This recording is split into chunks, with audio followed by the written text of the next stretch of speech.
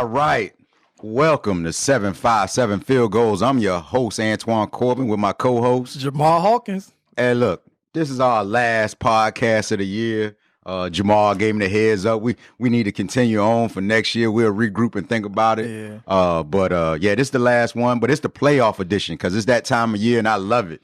I love the playoffs, baby. Right. I love it. We had some good action during week one. During the first round of playoffs. Oh, yeah. And my Twitter timeline was hit up. Yeah. Jamal hit me up. Eastern District. 4-0. Hey, yeah, we're gonna get into that. 4-0. But it was brought to my attention, we got another topic to discuss that, wasn't really on our script today, but we're gonna go ahead and get into it. And we talking about things like Virginia Beach, as everybody knows, got the Sportsplex and the field house down there. In cities like Norfolk and Chesapeake, they don't have that luxury. Right. And again, you're talking about playoff weather, and we saw it this weekend where games got rescheduled kind of to avoid the storms, and people did play during the storms, and it affected some games, but it's playoff time. Right. But when you talk about preparation and stuff like that, facilities like that are needed. As well as some of these things where we talk about like the IMG Academy. We don't have that here, and of course we've lost players. Several players have went down to IMG, not just football, but basketball too. Oh, yeah. Where, they go down there, get straight, and next thing you know, they, NCAA, you just see them playing. Right. I believe that we need more of that in the area. How we can get there, I think it's all about the people. Right. I've said it before on our podcast. People want things to change. They have to make the change. Right, absolutely. If you don't get together, it's never going to be a change. Right. You can stand up and get together and figure it out. We do have people with, those type of resources in the area, from the area, maybe not willing to part with their resources, but they can, some people can be convinced. Right.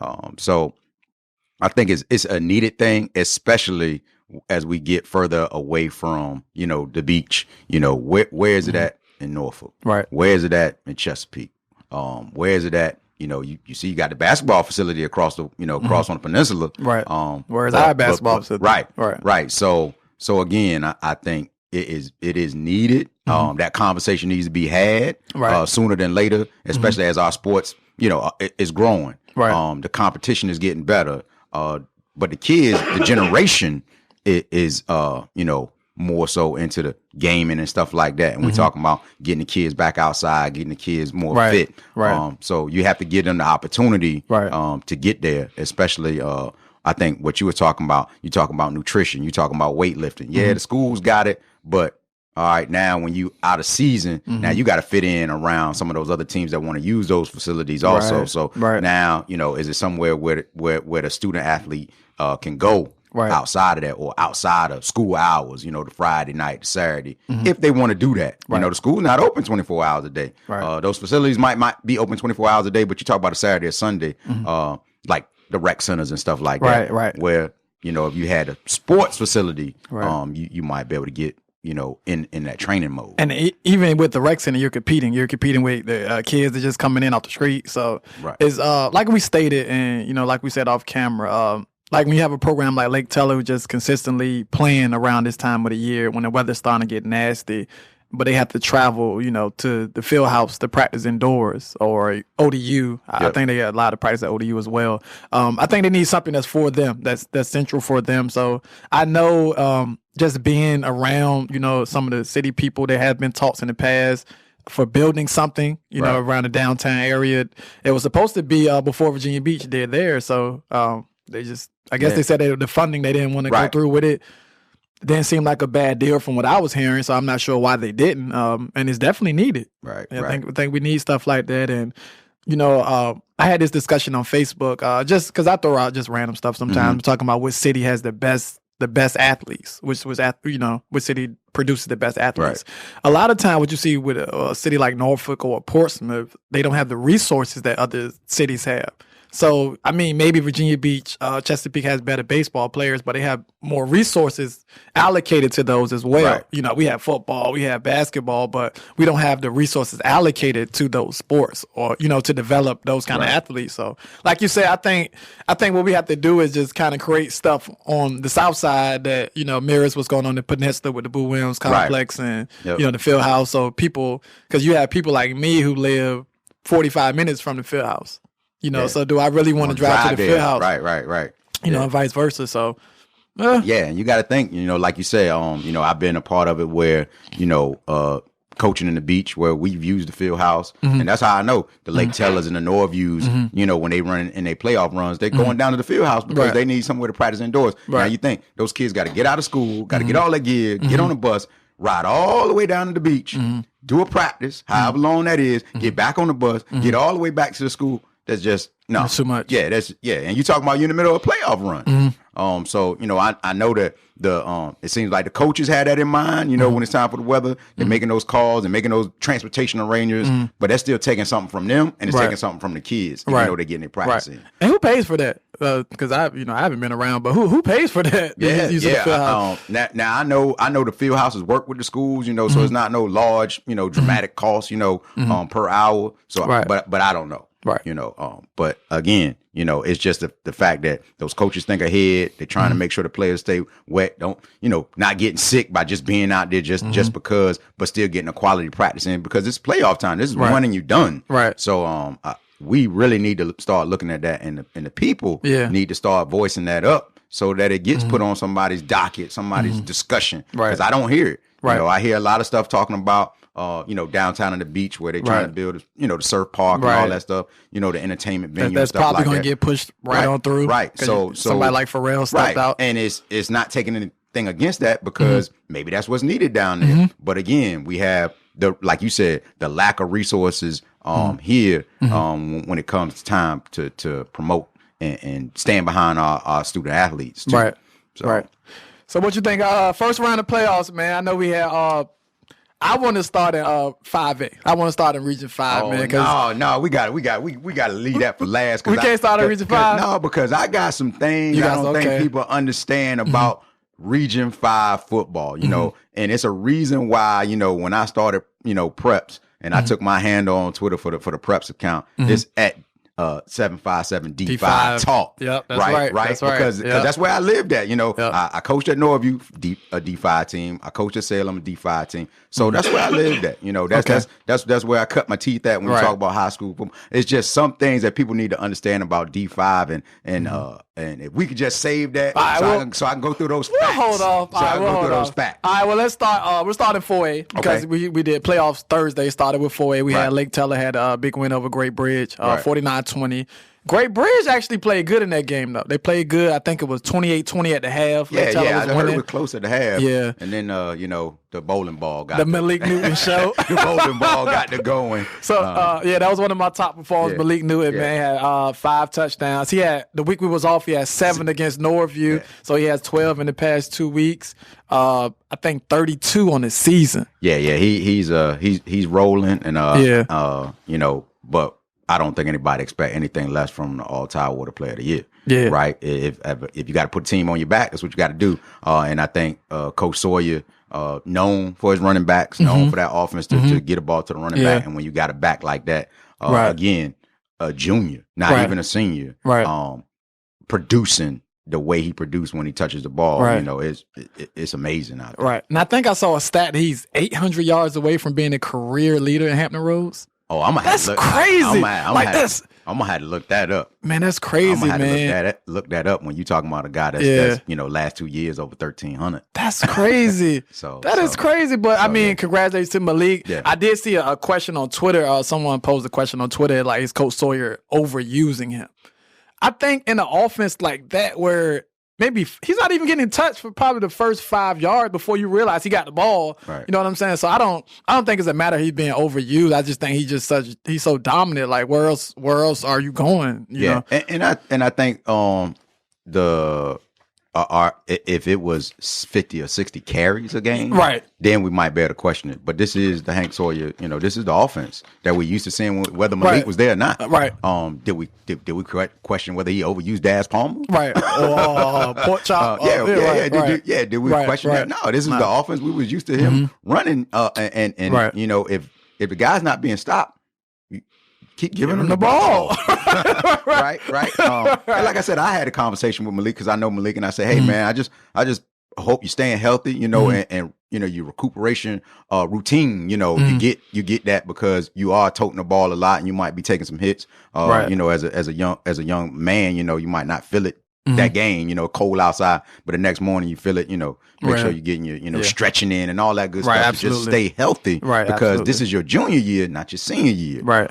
So I don't buy into that at all. Right. So yeah, that was one of my top performers. Like I say, 12 touchdowns the past 2 weeks. Kenny Gallup at Churchland. I know Churchland's a program that you've spoken up. Yeah, man. 41-8 over Mitchfield. Kenny Gallup 6 touchdowns. Yeah, so, man. And, shout out to Kenny, man. That guy performed this week.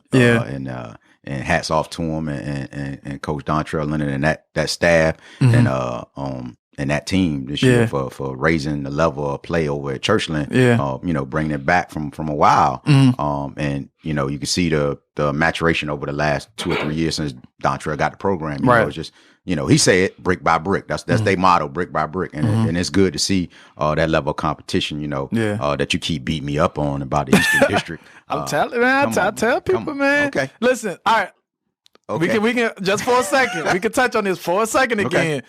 I just think the top half of the Eastern District, they can play with any district. Like I said, we don't have 11 schools like each district does. Right. But I think if you match up the top schools, you know what I'm saying? It's just when I see it back to back, it's like almost like somebody called Jamal, I'm gonna get him this morning on Twitter. So the first thing I see, Eastern District 4-0. I got the shrug shoulder emoji. I'm like, look, y'all don't see my text messages. I'm like, what? Y'all don't see my text messages. And my thing is like, hold on here. Like, if we look at the playoffs, like, all right, so you 4-0, but of course, Eastern District didn't play each other. You got almost every other district got to play each other in the playoffs. So of course they're gonna take a loss. So let's talk about the facts. You only got 4 teams in. They don't play each other. 4-0. Facts is facts, right? But then when you got a district with 6 or 7 teams in and 4 teams got to play each other, that's 2 losses right there, right off the bat. Technically, but let's look at Cox, Salem. Cox ain't. Well, wait, what do you mean? What would Cox do in the Eastern District? What seed would Cox be in the Eastern District? You said in the Eastern District, they would probably be probably the 5th best. Right. Yeah, so they'll probably be right where they are in the Beach District. Right. But what I'm saying is we're talking about a 4-0 playoff run right now. Right. You say right. No worse than 7-1. No worse than 7-1 in the second round, right? Right. But there's no way anybody else can really get there because they had to play each other. So those numbers are arbitrary because the Eastern District doesn't have to play each other in the playoffs. Princess Anne had to play a Beach District team. That's right. But that would have been, you said 7-1, right? Right. That would have been 1 loss. All right, okay. Right? Am I right? All right, well, look. Oh, okay. Hey, look, we got a couple okay, how about this? This week, though, we got a couple non-district matchups for y'all for the Beach District. Yeah. So, that's all good. But yeah, Churchland's looking good, man. I think they're proving they for real. Like the regular season wasn't a fluke at all. I look forward to their matchup against Kings Fork, who had a good win over War Hill. But some people call it upset. I don't at all. I don't consider any win over Bay River team an upset. I don't care what their record is. Because I wasn't surprised to see Norcom beat Lafayette yesterday. Right, and you talking about a team, 2 teams coached by two coaches, right? That know football. That's the bottom line. Those 2 guys know football. Mm-hmm. I coached under Coach Jackson, and you talking about preparation for a playoff run, like no other. He knows what's at stake. When he goes in there and preps weekly for a game. So I'm not surprised. Have you been on his staff as a quote unquote underdog? Like, because this week they got Hopewell? Of course. For real? The 2013 famous game in Chesterfield at Bird. Bird going on a run, like the Highland Springs run now. And that game was crazy. Yeah, we go in there as an underdog. We on the road, and you know, and you know, to lose like that, but you know, the team was prepared. You know, you got to play it inside the white lines, but yeah, I've been there with him. You know, back to back years. Even though Bird traveled down here 2014, gotcha. You know, we're still considered underdogs. You're talking about three time defensive state champion. Yeah, tough, you know, tough. So yeah. So what is it? What do you think practice this week is going to be like for Norcom heading into that Hopewell game? Intense. Yeah. That just let's get it right. It's going to be intense because the focus has got to be what Norcom has to do, not what Hopewell got to do. What Norcom's got to do, and that's what he tries to instill in the teams. It's all about, you know, you're playing the game. You know, you're only going to lose because you didn't do something or didn't execute what you were supposed to execute. Right. So I think it's going to be intense. I think that, you know, looking, you know, not going to look past anything. It's going to be those 4 quarters that it's going to get focused on, and it's going to be focused on every part of the game. You know, offense, defense, special teams, and you're going to go over and make sure that it's ingrained in those kids out there to execute that game as best they can. So. Yeah, I think they'll be very well prepared. I wouldn't be surprised to see an upset at all. You know, like, you know, we're very much respectful of Coach Jack, man. He does his thing wherever he is. So did it at Salem. Wouldn't be surprised to see him do it at Norcom. Look forward to it. I know Karan Prunty is a guy that you've spoken up. Well, he had a good game Saturday. So you don't want to hear me talk about the Eastern District, but they're rolling right now. The facts is the facts. But it's gonna start separation this week. Separation is definitely start this week. I did want to touch on CJ Beasley decommitting from Virginia Tech. That's something that happened during our off week. Or did it happen? I think it happened this past week. This past week, right? So I did want to touch on that. I don't know what's going on there, but Tech has lost a couple in recently, but they're playing well on the field. So I'm not sure, you know, if that's totally different. You know, what's going on there.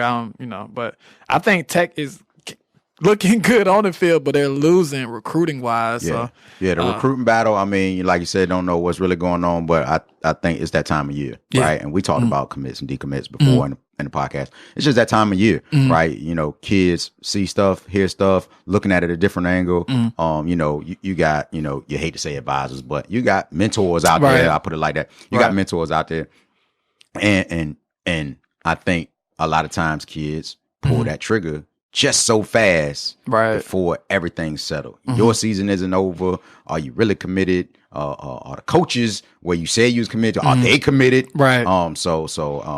I don't take nothing against any student athlete that's going to say, hey, look, let me take a step back and really reevaluate where I'm at in life and see where I want to be in my future. I think academically is a big thing as well. You know, like we spoke about, I think, you know, some of these kids haven't taken the SAT, and I'm not saying that's the case with CJ at all, but I've heard that, you know, some of these seniors haven't taken the SAT and they're still not going on visits. So I'm like, what are we doing here?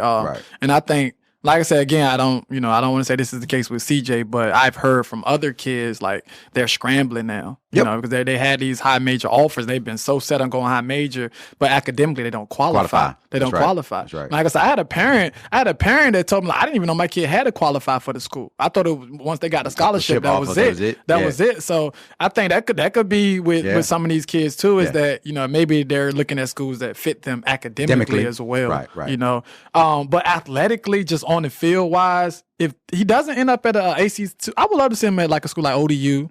I think CJ could do well at an ODU school on that level, JMU. I think, because when you look at Tech, man, they don't. As far as running back wise, we've seen them doo-doo on a few guys from this area. A few guys. So I'm not necessarily a fan of their running back situation. Anyway, I think they look for a certain type of back. I would prefer to see CJ with a program that would, you know, really use him. The back. Use him anyway. So I agree. I think that's the one that's out there. Like I said, ODU, right in your backyard. You might want to get on that one.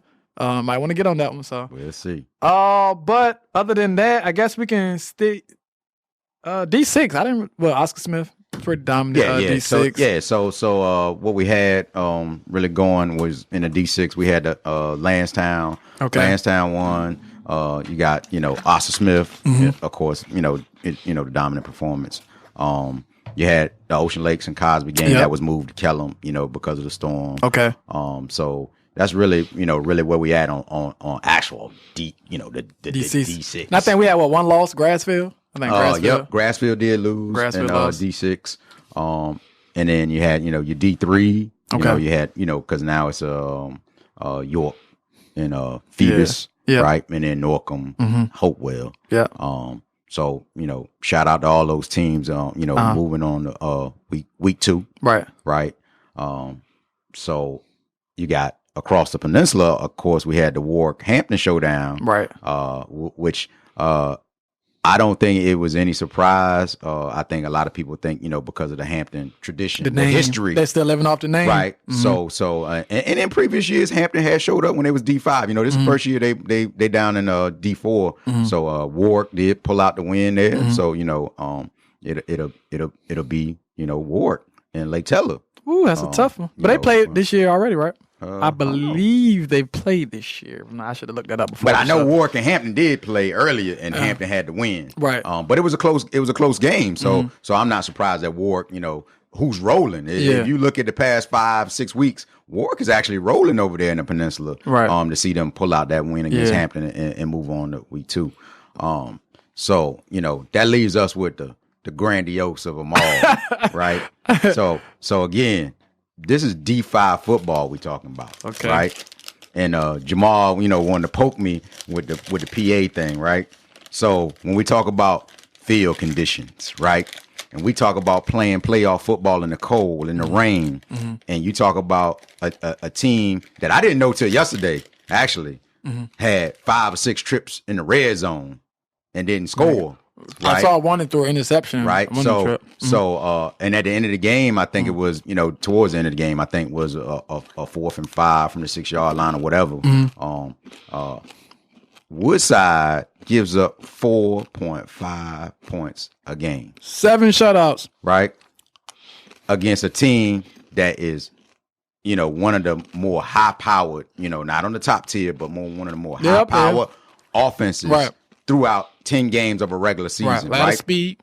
Right. Which I would say, speed, defense. We look at a Phoebus team over there in the peninsula that put up 21 points against, Woodside. Right. Right. You go, man, is this a different game on a dry day? Exactly. Neutral field, maybe. Right. Maybe not. I don't know. But this is playoff football. And I think playoff football showed. You got to have a workhorse in the playoffs. You got to, because you don't know around this time, you don't know the field conditions. Right. And not to jump ahead, but when I saw the field conditions on Friday, I knew Indian River was going to lose. Because their team is built on speed. Any team that's built on speed, they don't want to see the rain. Unless you're playing at Sportsplex, Power Tan Field. So I'm like, all right, Maury playing it, they're good. Right. But if you're playing on grass, you don't want to see the rain around this time. So that's where I'm at with PA, right? You had the opportunity. So it's not like the Woodside defense was so dominant. I think we look at the shutout and go, dang, they for real. I mean, they are. They proven that for 10 games, right? But evidently, PA did move the ball even in the sloppy. So they had the opportunities. They just didn't cash in. Yeah. So and that light, like you said, did the field conditions mess it up? Maybe so, because I asked a parent, because the parent brought it to me, was like, hey, I was like, well, you had 4 or 5. What happened to the field goal?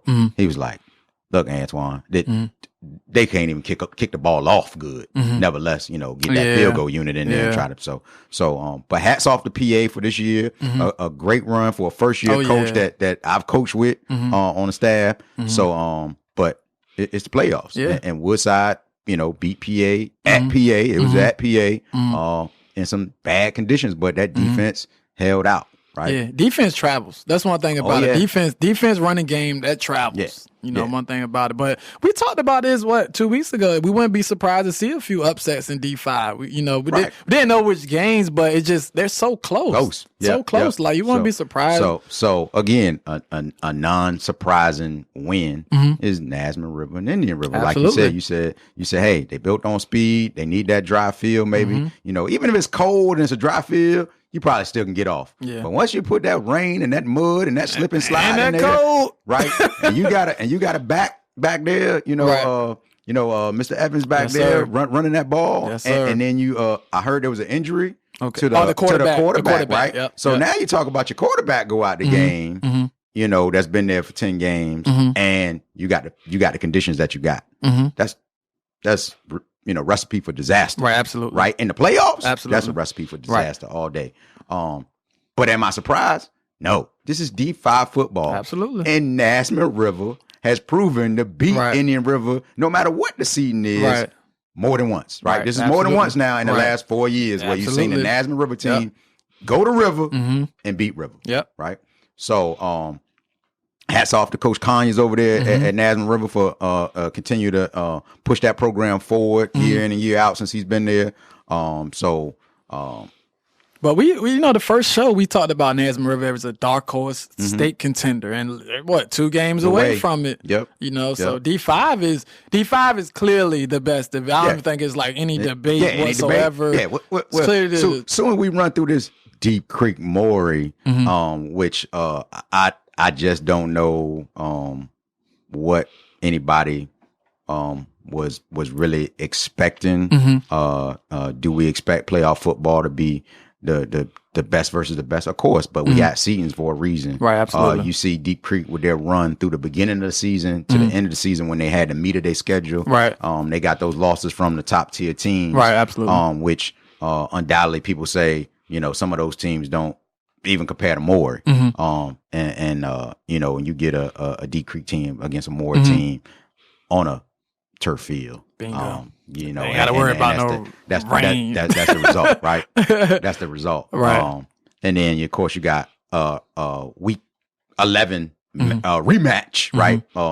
Salem and Cox, where Cox actually put up some points against a defense that's given up like 2.2 points a game, right? So they kicked the field goal in the previous week, and that score was 17-0. Right. I know there was some off-camera discussions about what was being said about the field conditions and stuff like that.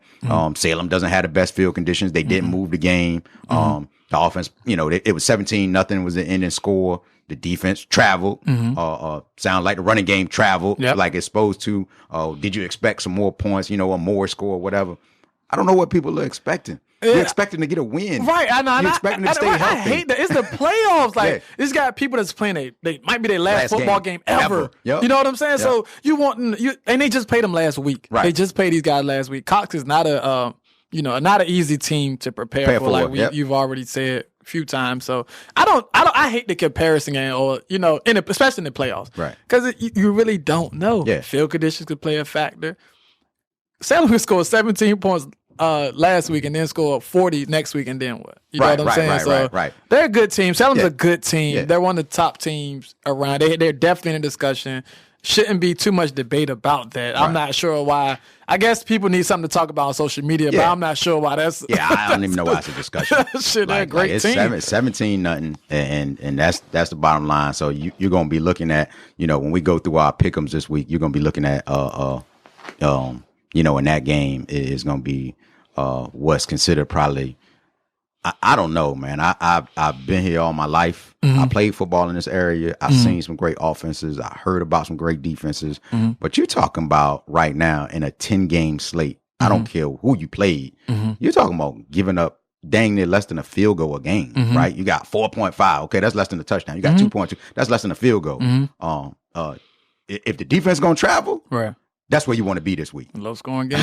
right. If you want to see what we say is quote unquote the football game, right, that's probably where you want to be this week, right? If you want to go to a game. All right. Now, I know you wanted to start off the show like this, after we, went through the thing, but let me tell y'all something about D5 football. And I'm not talking about what VHSL considers 5C and 5D, Northern Virginia. We talking about 5A and 5B, right?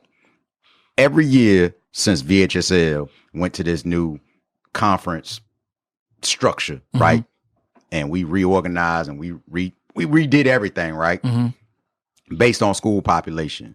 The winner of D5 has come from the 5A, 5B class, right? And of course, everybody knows it's always been 5B. There's no doubt about it. The titles stay up there, right? 5A and 5B. But I want everybody to understand, since 2013, the winner of the state has come from that semifinal game, right? Which is 5A versus 5B. Yeah. All right. Since 2013, that's Region crazy. 5A. That's crazy. Only one school has won the region more than once, and only one school has ever won it back to back. Could change this year. Don't know. Right. Well, we got Highland Springs, Verona. No, this week. I'm talking about 5A. I'm just talking about.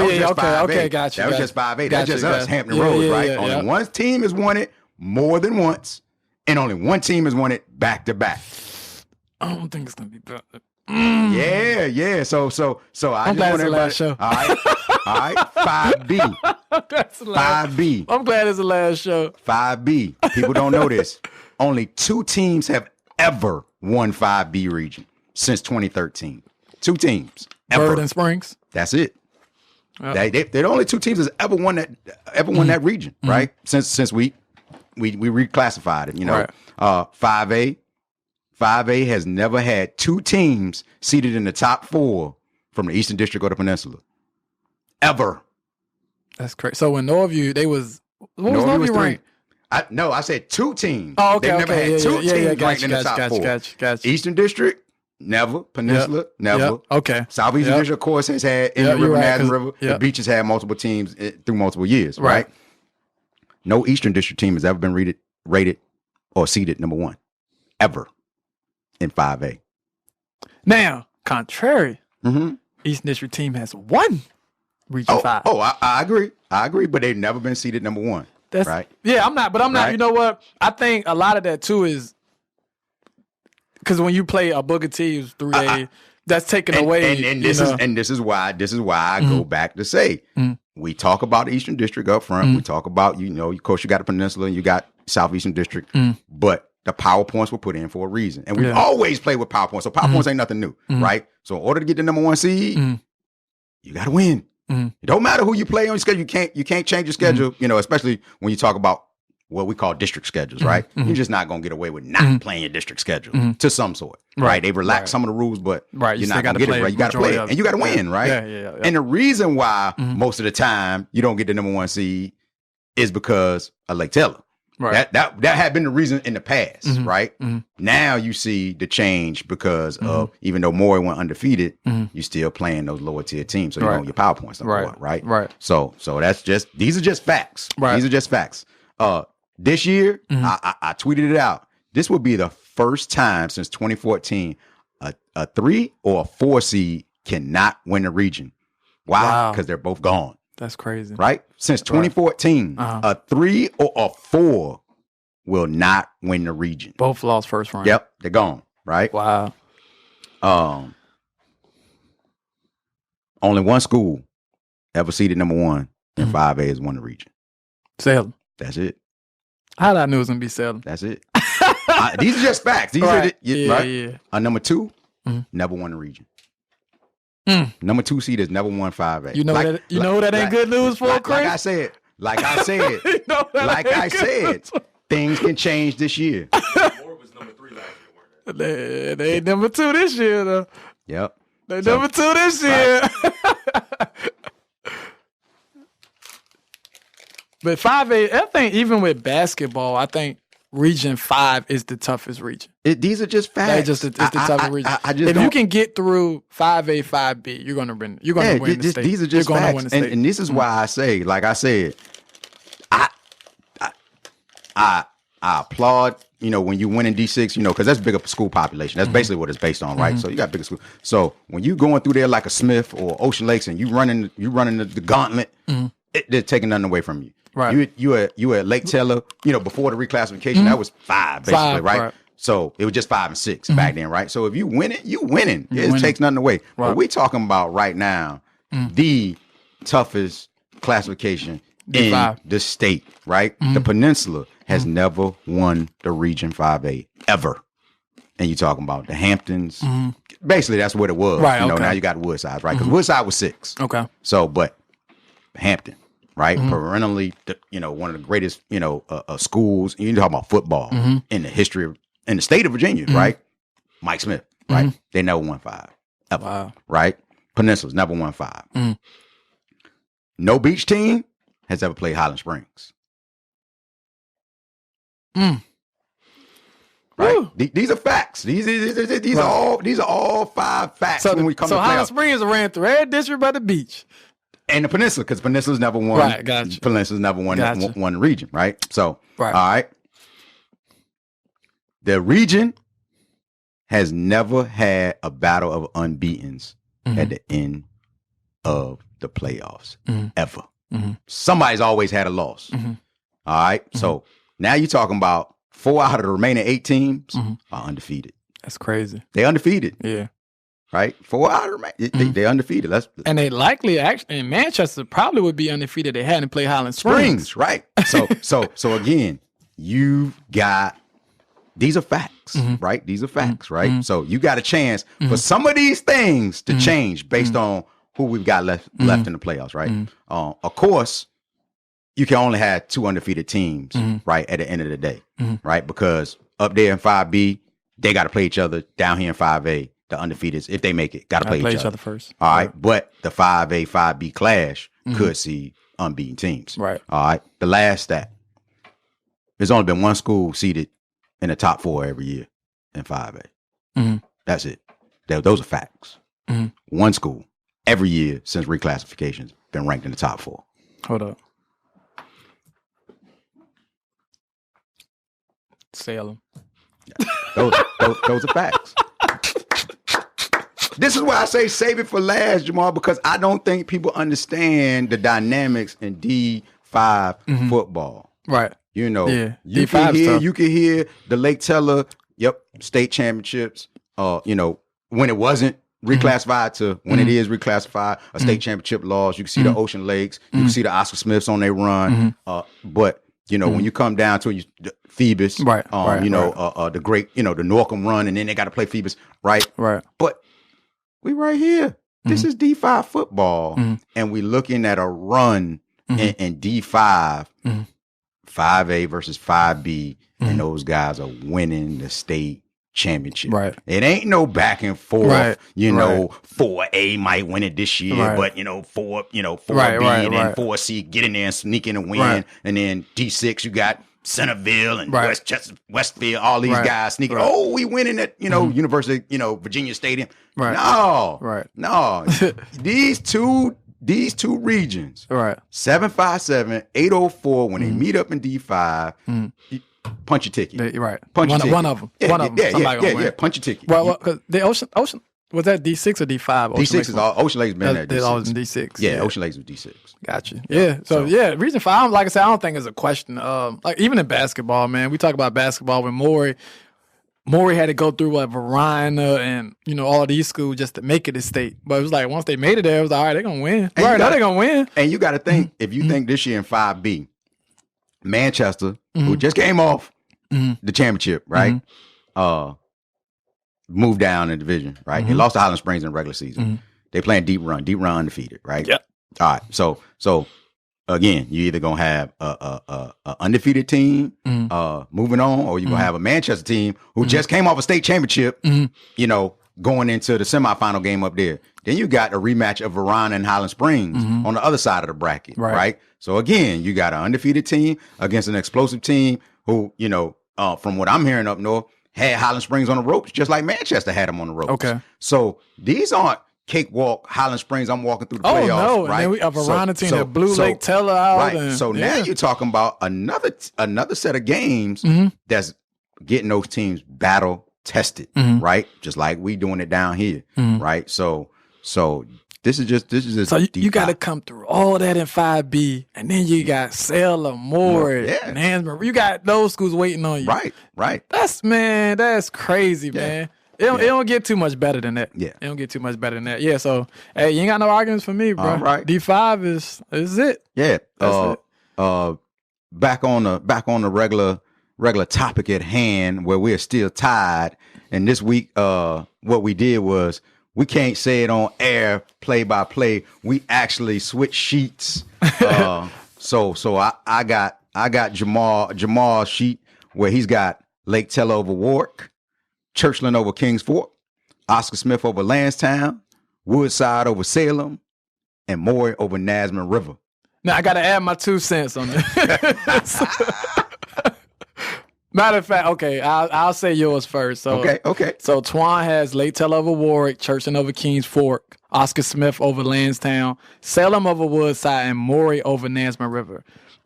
And like Twan said, we are tied. So I did pick Woodside to kind of give us a tiebreaker. But I think Salem's going to win the game. But that was just the one game I was like, I can pick somebody different. It should be pretty close. That should be a close game. Right. So, but hey, somebody going to win. So either I'm going to win or Twan going to win this week. Right. Woodside, pull through for me. And I do think the defense travels, run game travels. Mm-hmm. If anybody noticed, even though Jamal said he thinks Salem gonna win, I picked all the home teams. Mm-hmm. You gotta get on that bus, mm-hmm. get to those stadiums, mm-hmm. Get out there, unfamiliar territory, do your fans travel, right? Bingo, all that good stuff. Because that home team fans, they gonna be there. Right. It could be snow on the ground. Yeah, they gonna be there. Right. So I picked all the home teams, and I do think all the home teams will win this week. I like that Nansemond River Maury game too. I do too. I like that game, but too. I like the Churchland Kings Fork game even better. Mm-hmm. I may be at that game. You talking about Kings Fork has had playoff runs in the past. Mm-hmm. You talking about Churchland going in here. Got to get prepared, for this game, mm-hmm. and to keep that momentum going, that brick by brick going. So I think that's going to be the game. I think the defense, the Woodside Salem game, somebody got to score. Yeah. I don't care what you say. Defense can win the game, mm-hmm. Whether the defense score or not, or mm-hmm. the special teams. Mm-hmm. But somebody got to score. I can see that coming down to a field goal, like Salem and Maury did last year. Yeah. I can see that coming down to a field goal. Like you said, somebody has to score, and when you got two teams that's giving up a combined like 6 points a game, it's not going to be a high scoring game. Right. We do know that much. So, I'm sorry. Go ahead. Fantasy player from about 2 weeks ago. I think you had the quarterback from Indian River. I had Lamarion James, and let me tell you something. That week, Lamarion James would have probably been, the player of the week, hands down, on anybody else's player of the week, right? I don't care what sports reporter you are until you saw the Norview Lake Teller game and Malik Newton, because Lamarion James scored every way possible in that game for 5 TDs, right? 2 weeks ago, right? So like I said, if it was anybody else's week, if Malik would have just took a week off, like they had a bye, you'd be like, all right, but it didn't happen. Right. But he did. He scored 5 TDs. Yeah, man. It was amazing that week. And I think Zakai had 3 or 4. I'm not sure. I know he had but he didn't touch Lamarion. Right. Like that was an amazing performance. But like you said, when you got a Malik that scored 7 touchdowns, and they were 7 needed touchdowns because they 63-56 over Norview. So. My top 5 we can go over, but it hasn't changed. Maury 1, Salem 2, Oscar Smith 3, Phoebus 4, Lake Teller 5. I did add on the cusp, which was Woodside and Churchland. Yeah. I think those are. I really like where Churchland is going, man. I hope I can see them against Lake Teller next round. I hope I can see that game. So, what about Player of the Year race? Since this is the last show, you ready to make a pick? Man, let me tell you. Last show. This has got to be one of the toughest jobs for anybody that's got to actually put in a real vote. Mm-hmm. And I'm talking about all Tidewater Player of the Year, right? I don't think there's any doubt in my mind right now that we're probably seeing a back-to-back Tidewater Player of the Year. I am definitely with you. Because every time we talked about this, it's been the quarterbacks. Vasco from Smith, Eric Gibson from Moore. In the past 2-3 weeks, Malik Newton had leapfrogged both of them. Right. He's number 1 on my board right now. I think we're seeing back-to-back. Yeah. And that would be the 3rd running back from Lake Teller since 2012 to win. So I think Malik got it, man. I think he's going to continue to grind. Yeah. As Lake Teller go through this playoff run, we've seen some of his challengers who we don't really know what they're going to do playoff-wise. We don't, because as it gets colder, are these quarterbacks going to have big games? Right. Or you start seeing the running backs. Right. Like say Xavier Evans, 200-plus yards. Yeah. You want to see performances like that, as the playoff go along. Yeah. So I'm with you, Twan. I think we got a back-to-back situation going on. I would tell you that I'm not gonna say any names because I want to see what's gonna happen. I would say there would be a dark horse out there. And I just put it like this: it would be an Eastern District dark horse. But I need to see what this guy gonna do as the playoffs continue. It might be his last game this Friday, and that could hurt him. I'm just saying. I think I know where you're going. When I'm gonna stand by what I say every time. If you have a person that's playing both sides of the ball and producing both sides of the ball, and you don't get considered, there's something wrong with the process. In 3 phases of the game. Yeah, definitely in 3 phases. If you're doing it in 3 phases and you're not considered, we have a problem. Sound like you talk about my player of the week. I mean, my pick for fantasy player. Okay. I don't know. I'm just saying. I don't know. That's what it sounds like. I don't know. But yeah, you're right. You're absolutely right, man. Yeah. Like I said, I just need to see that person continue to play at that level throughout the playoffs. And if they do, then again, these people that vote, you know, they have a tough job. They have a tough decision because Malik's stats are up there. He's doing what he needs to do to win week in, week out. He's doing what what is asked of him to do. Can't do no more than that. But if you got a player playing in all 3 phases and actually producing at all 3 phases, that's what player of the year is about. Yeah, I can honestly see Malik winning 3 years in a row. Because I think even next year he's going to be the workhorse again for Lake Teller. Man, that would be crazy. And they're going to have a good team. I mean, so I could see, but yeah, I'm with you, Twan. I think he'll win it 2 years in a row. We'll see what Smith does, but like we're seeing with Maury that CJ Beasley's touching the ball a lot. Right. We're seeing they're feeding him a lot. So yeah, man. Still accepting Legacy Bowl nominations. We got a lot of them. We got a whole lot of them. Trying to get back to everybody. Kind of a one-man band over here.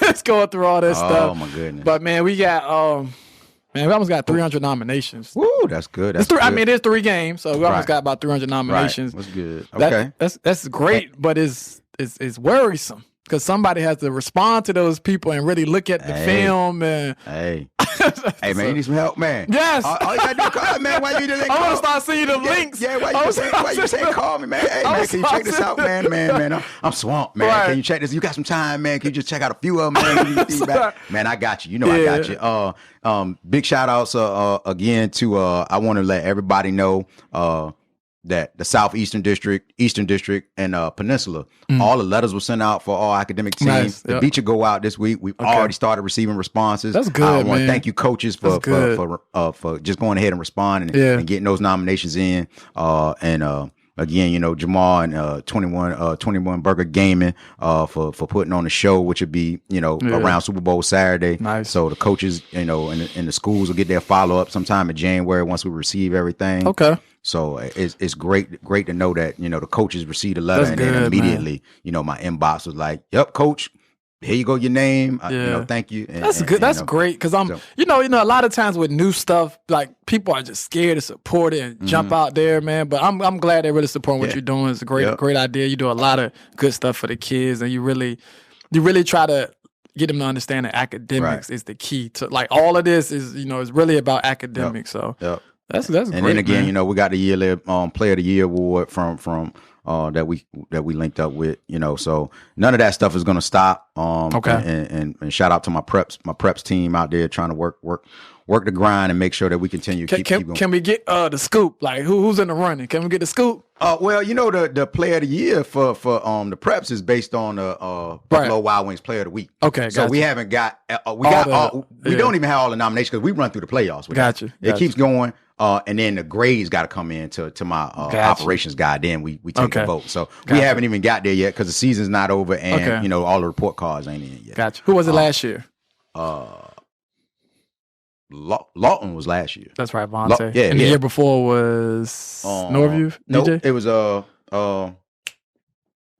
boy, don't get me the Cox quarterback.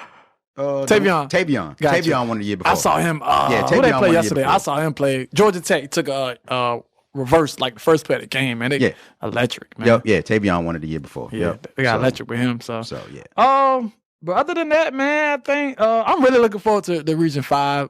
Even though I may not go to one of the games, because I think I'm going to support Churchland, Coach Ferg over there. I think I'm going to support them Friday. Yeah, if I go to the game, it'll probably be Woodside and Salem. If I make it to a game this week, it'll probably be Woodside. That's going to be a good one. That's going to be a real good one. I just, when I'm not coaching, standing out in the cold, sitting in the cold. That ain't it. Yeah, man. Oh, you think I'm a coach?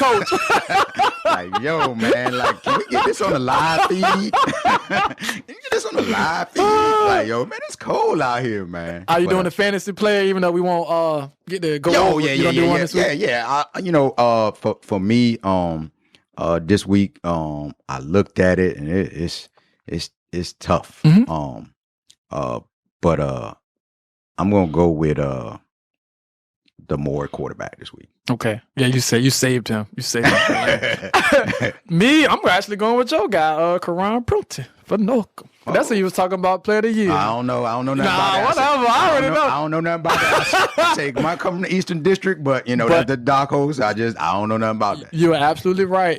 He is somebody that should get a lot of consideration. I think a lot of time with the voters is they want to make their job easy, so they typically go for the best player on the best team. But you take a kid like this, who I want to say he had a 80-yard interception return. Yeah. He's in, when you talk about Lamar Young, this kid right here is another one, Karan Pruitt. But they got Hopewell Friday. Yeah. Got Hopewell, number 1 seed. So hey, gotta make it happen. Like we said, this is the last show. So I want to say thank you to everybody that's tuned in. Yes, sir. Listened to it or looked at the YouTube videos. Chris, running the show in the background. Linwood out there with my music, from day one. And Jamal, thank you for being, the co-host you are and supporting the vision, man. I hope we can link up next year and start it all over again. That's right, man. Appreciate you having me, man. Yeah, no doubt. All right, we out.